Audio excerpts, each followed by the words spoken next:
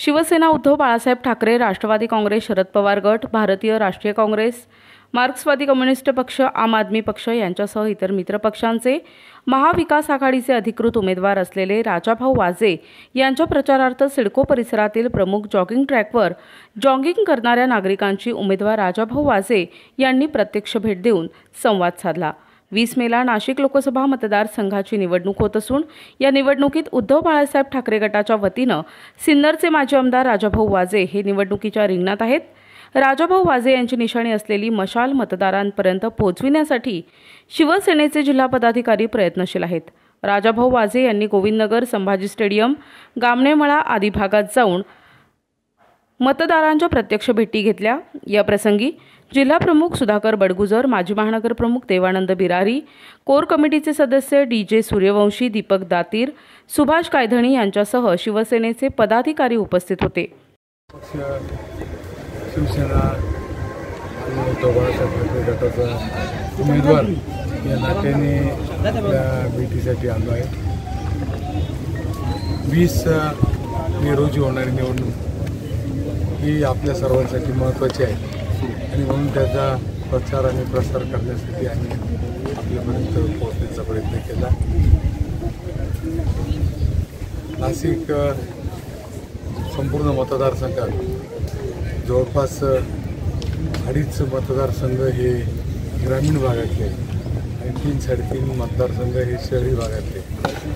त्यामुळे प्रत्येक ठिकाणच्या समस्या, प्रत्येक ठिकाणचे अडचणी या वेगळ्या आहेत, परंतु काही गोष्टी कॉमन आहेत आणि त्या म्हणजे तरुणांचं काम,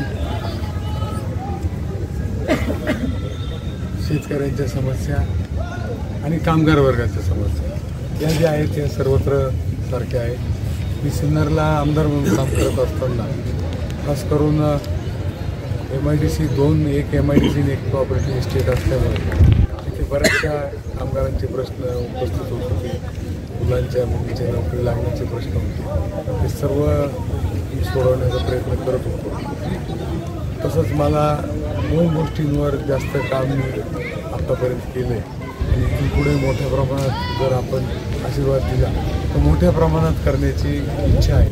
एक म्हणजे सार्वजनिक आरोग्य आणि दुसरं म्हणजे विद्यार्थ्यांसाठी किंवा तरुणांसाठी ज्या परीक्षा होतात, स्पर्धा परीक्षा होतात, त्यासाठी त्यांना सहकार्य करणं हे धोरण मी पहिल्यापासून मागत होतो। आपल्याला सांगायला आनंद आहे की 2016 साली मी बरेच प्रयत्न करून सिन्नरला एखादी अभ्यासिका असावी तरुणांसाठी म्हणून प्रयत्न केले, परंतु अडचणी खूप आल्या, जागा मिळत नव्हत्या, पण त्याच्यावर बांधकाम करताना पुन्हा लोक आडवे येत होते आणि मग मी ठरवलं आणि 2016च्या नोव्हेंबर महिन्यात सिन्नर येथील आमच्याच जुन्या घरात एक अभ्यासिका सुरू केली। जवळपास एका वेळी 300 मुलं बसू शकतील, एवढी मोठी ती अभ्यासिका काम करते। 16 सालापासून आतापर्यंत जवळपास 400-450 ॲडमिशन्स आहेत, परंतु प्रॉफिट मेकिंग ते नाही आहे। आता जर आज आम्ही पाहिलं तर एवढ्या दिवसात आम्ही लॉसमध्ये ते काम करतो, पुस्तकांची सुविधा आहे, सगळं आहे, गेस्ट लेक्चर घेतो। त्याचं कारण असं आहे की शेवटी मुलांना एक्सपोजर मिळालं पाहिजे आणि कुठेतरी त्यांना साथ मिळाली पाहिजे, ती साथ द्यायची जबाबदारी आमची।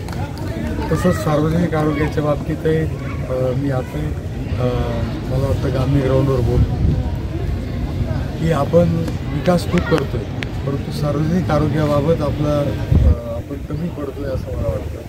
कारण हा ही सगळी नववसाहत आहे, आता आधी जुनी खूप झाली, पण आज आपणही नवनाशिक म्हणतोय। तिथं कुठंही सिव्हिल हॉस्पिटल आणि सेवा संदर्भ रुग्णालय संपल्यावर त्याच्यानंतर कुठंच सार्वजनिक आरोग्याची सोय नाही। सोय आहे ती नवीन हॉस्पिटल झाली, खूप मोठमोठे झाले, परंतु ते आता आपल्याला माहिती आहे की या भागात जे लोक सर्वसामान्य आपल्यासारखे मध्यमवर्गीय लोक राहतात त्यांना काही गोष्टी न परवडणाऱ्या आहेत आणि म्हणून सार्वजनिक आरोग्याच्या बाबतीत जास्त काम करायला लागेल अशी माझी वैयक्तिक इच्छा आहे, भावना आहे।